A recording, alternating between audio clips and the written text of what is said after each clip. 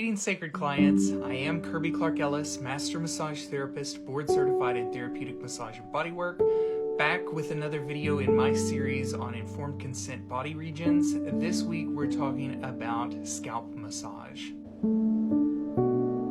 The scalp is considered a body region that requires informed consent because sometimes clients do not like or do not want their scalp worked on. Sometimes clients have an aversion to having oil or even the thought of oil used on their scalp or in their hair. Clients might not realize that scalp massage is within the scope of practice for massage therapists. Clients may not want their scalp worked on for aesthetic, cultural, or religious reasons. It is the massage therapist's job to respect those boundaries and require informed consent before working on a client's scalp. You can see this client chose to leave their headband on for this scalp massage demonstration, and that's perfectly fine. We can do effective work either through or around the headband. When working with the scalp, it's important to remember that the goal isn't to massage the client's hair. It's a scalp massage. The tissue of the scalp needs to be engaged, moved, and massaged.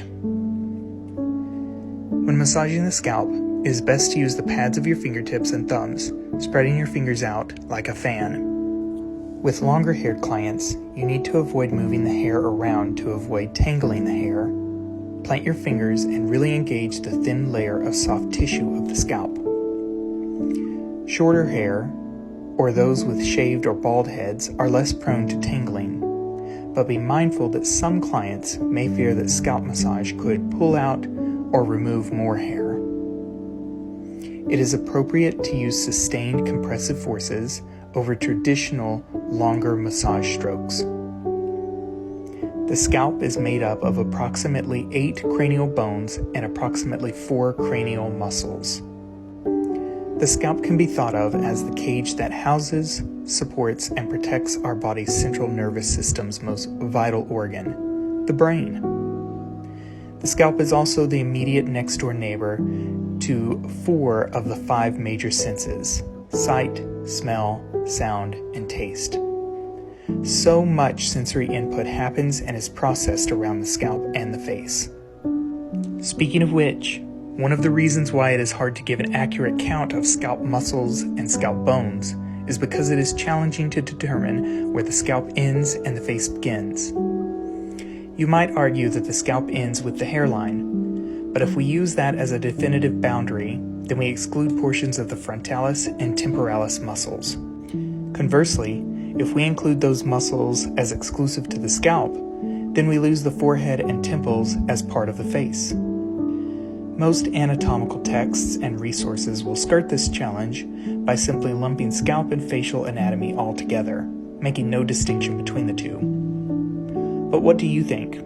Where does the scalp end and the face begin? How do you differentiate the two? Tension or dysfunction in the shoulders, neck, and face can all creep into the scalp and linger there. Scalp massage can either be done dry, meaning it's completely free of the use of massage lubrication. Myself, I typically will wash my hands before working on the scalp. Or scalp massage can use body or essential oils.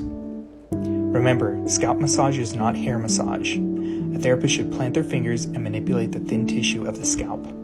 Notice how I end the scalp with gentle compressive force into the scalp.